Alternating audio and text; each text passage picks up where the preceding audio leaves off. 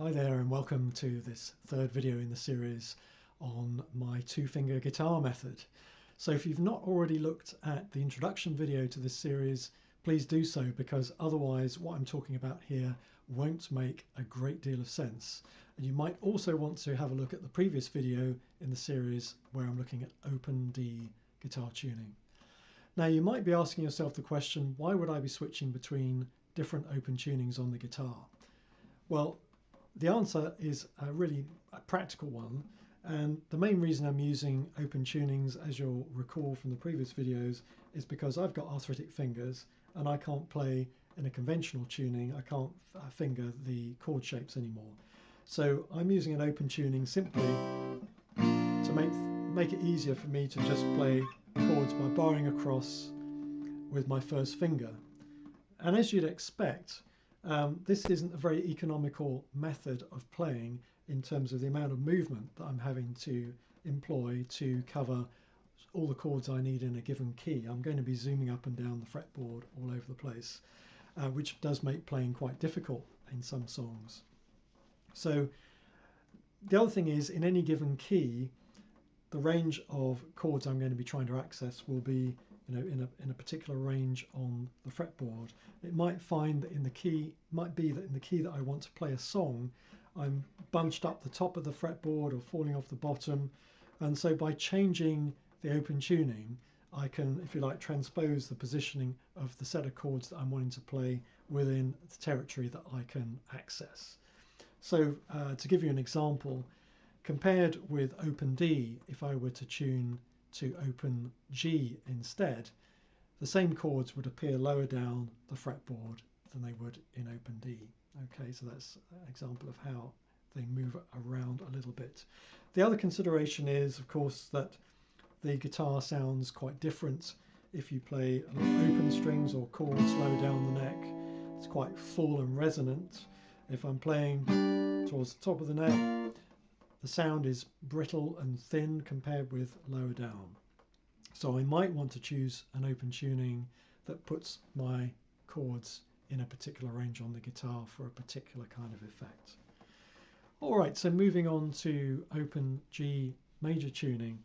So the first thing to say about it is it's easier to access from conventional E, A, D, G, B, E tuning than open D is, because you're only tuning down 3 strings.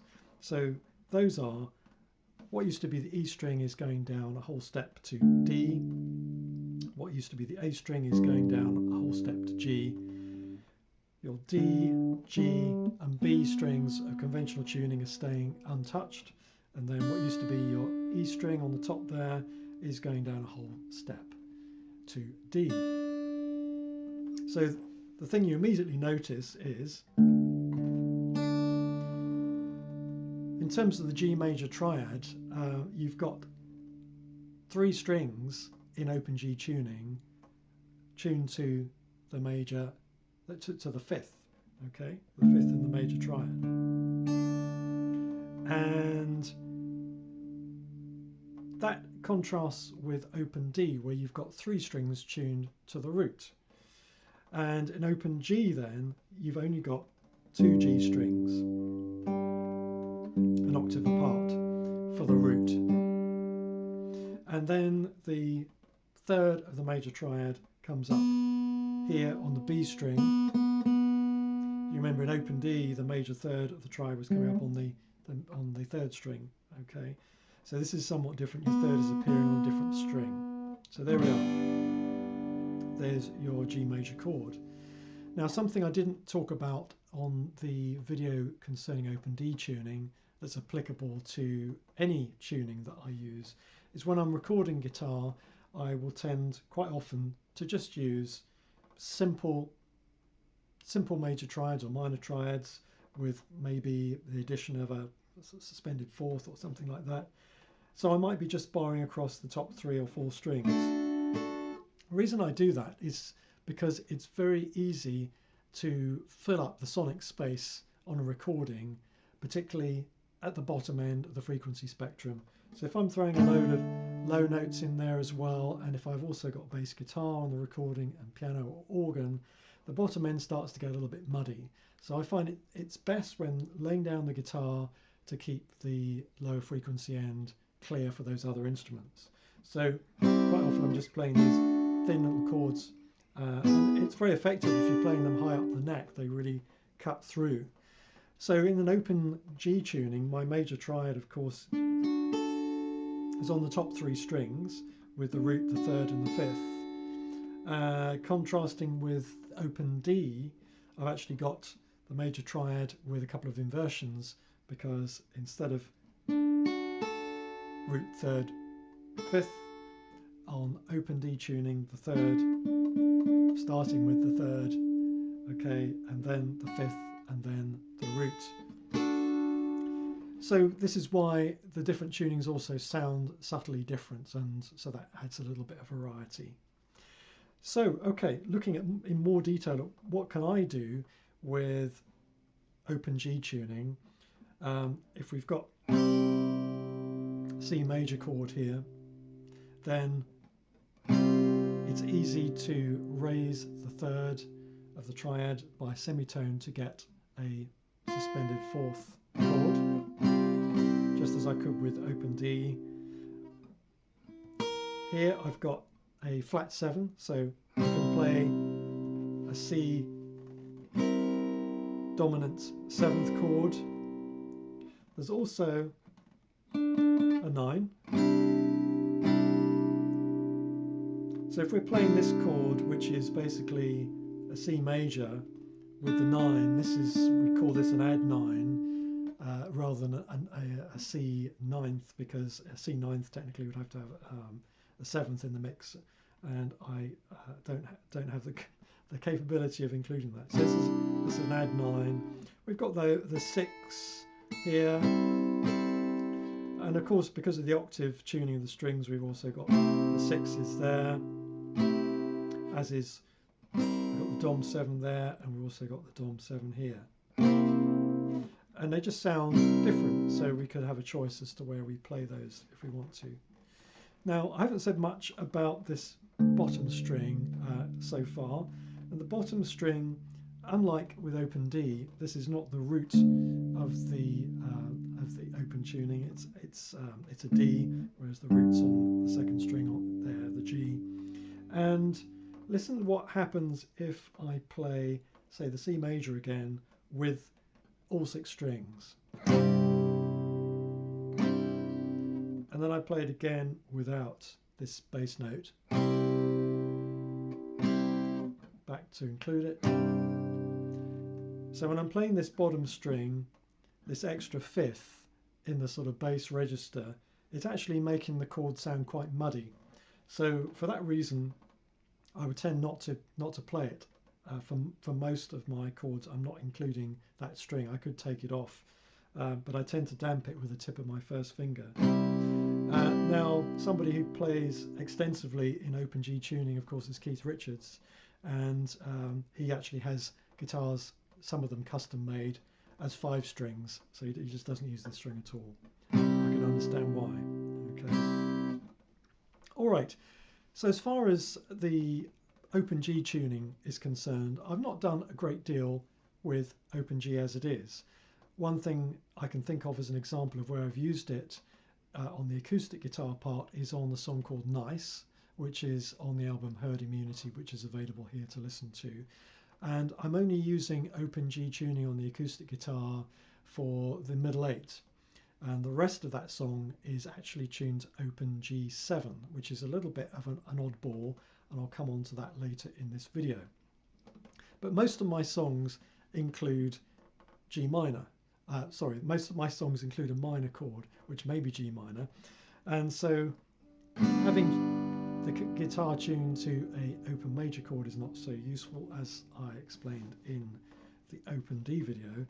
So it makes sense to get hold of this B string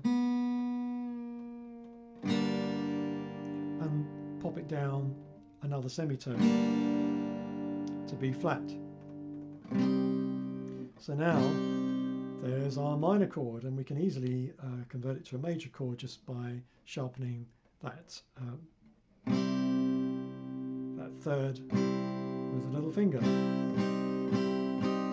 All very useful.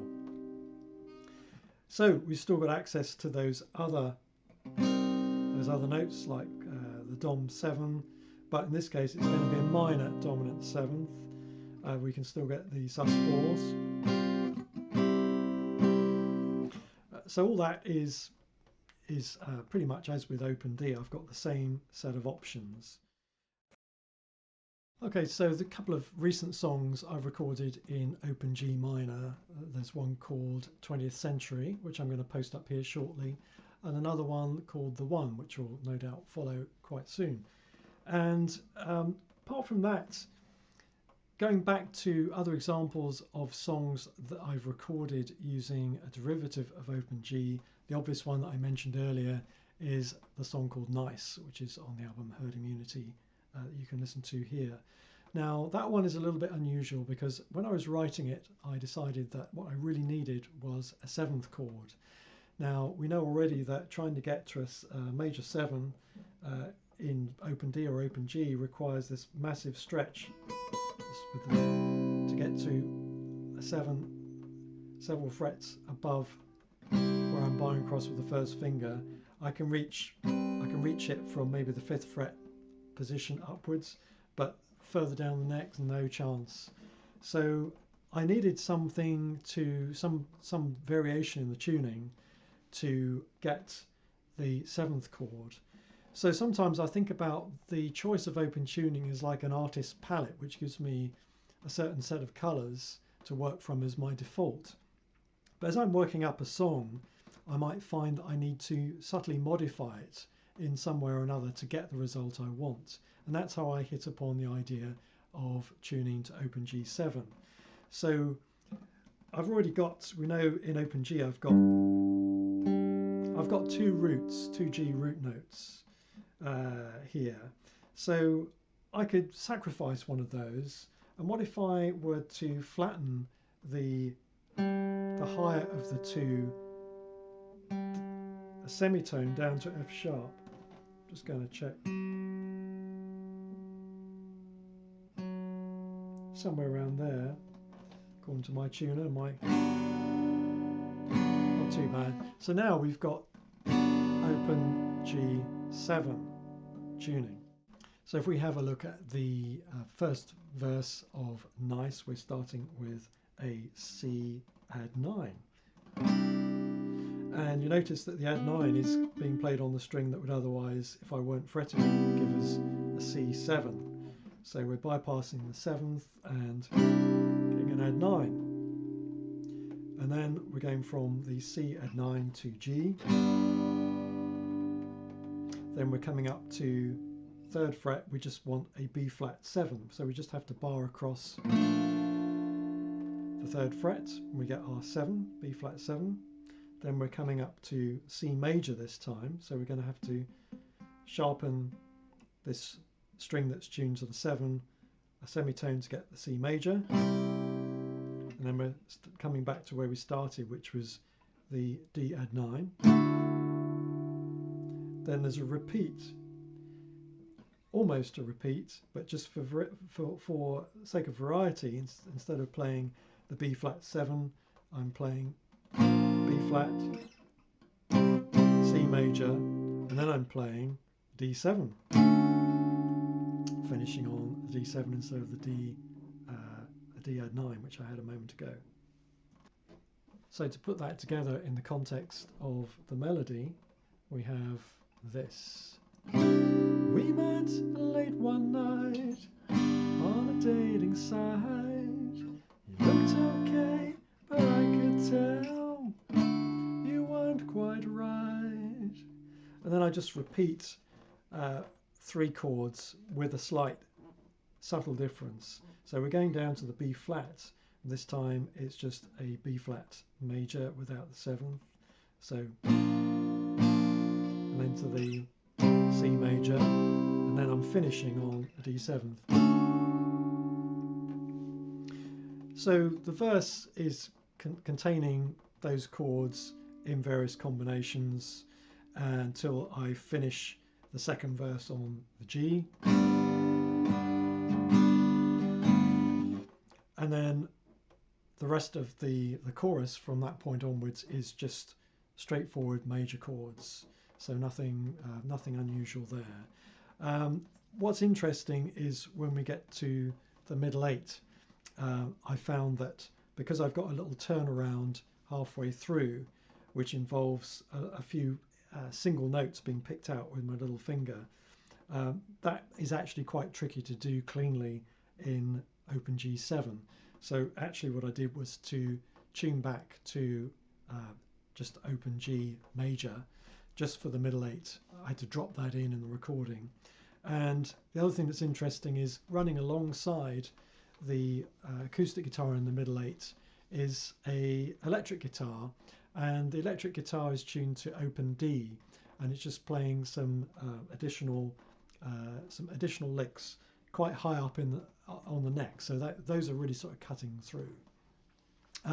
So go back and have a listen to Nice if you haven't already done so, and you'll get a flavour of how the open G7 works with that song.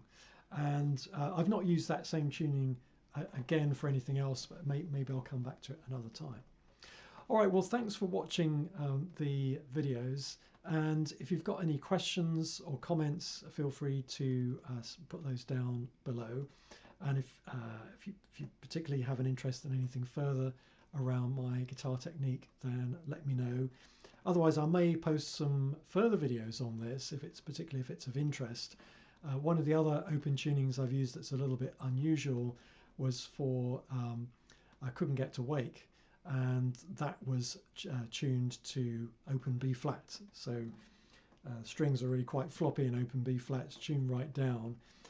But when I got to that tuning, it had this sort of dreamlike quality, which inspired me to come up with a song. So sometimes just retuning a guitar to something unfamiliar can be an inspiration. So it's well worth experimenting, even if you don't have to use these weird tunings because you can't play in a conventional way. Try them anyway, because you could just find something interesting. All right. Thanks for watching, and see you again soon. Bye for now.